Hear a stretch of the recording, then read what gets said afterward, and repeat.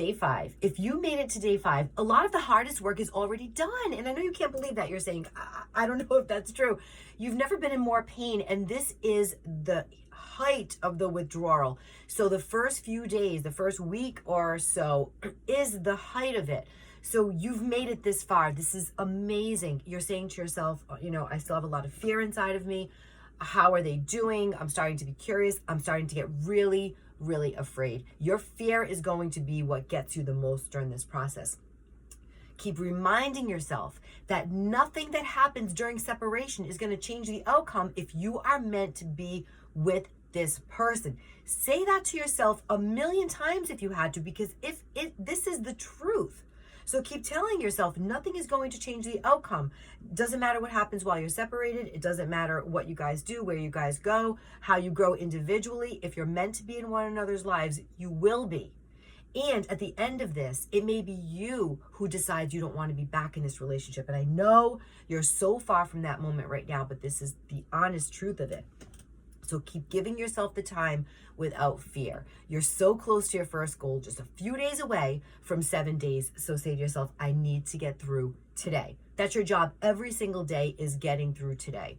Today is a good idea to kind of do a full audit of your friend circle. You may need a friend for a season right now. And what that is if most of your friends are in a relationship or doing things like that, you kind of want to get with someone who has the free time to do the things that you do, and someone who maybe went through the experience as you are going through it or already has. So a lot of times look for someone that you know has kind of been through a breakup or is going through a breakup. It may not be your top choice for a friend, but it's a good idea to get someone supportive in your circle who says, hey, I totally get it.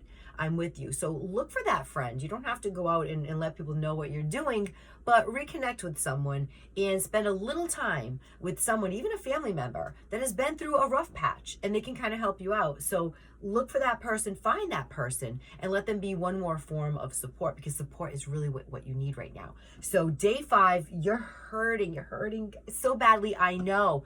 Keep pushing through with no fear and look for a good supportive friend right now. You're going to want to put something on your calendar, probably for the end of the week, even if it's just going for a walk or going for coffee or going for lunch, something, because if your days start to just blend, you have a good chance of getting depressed. So find that one person, even if it's a family member, a coworker, whatever, and try to just set something up with them. So give yourself a little bit of a goal today. Say, okay, I'm going to get through today. I'm going to get myself to tonight. And here's my goal for the day. I'm going to find just one person, just one, to have conversation with.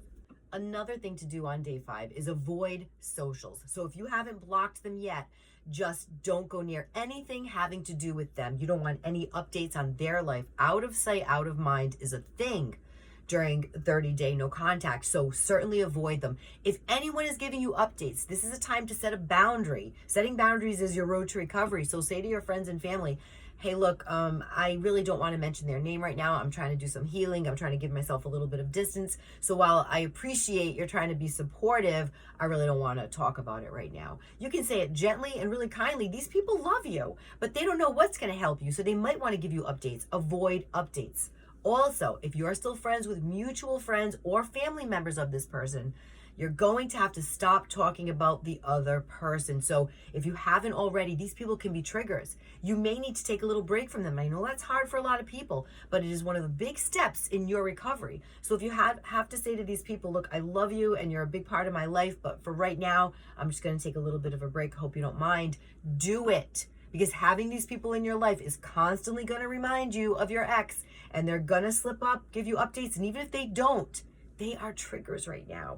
So don't be afraid to set those boundaries. You're in survival mode, and look at it exactly like that. You have to survive these 30 days for you. Remember, you're coming up big for you right now. This is your whole purpose of this, is to say, I've put myself on the back burner for way too long. I'm coming up big for me.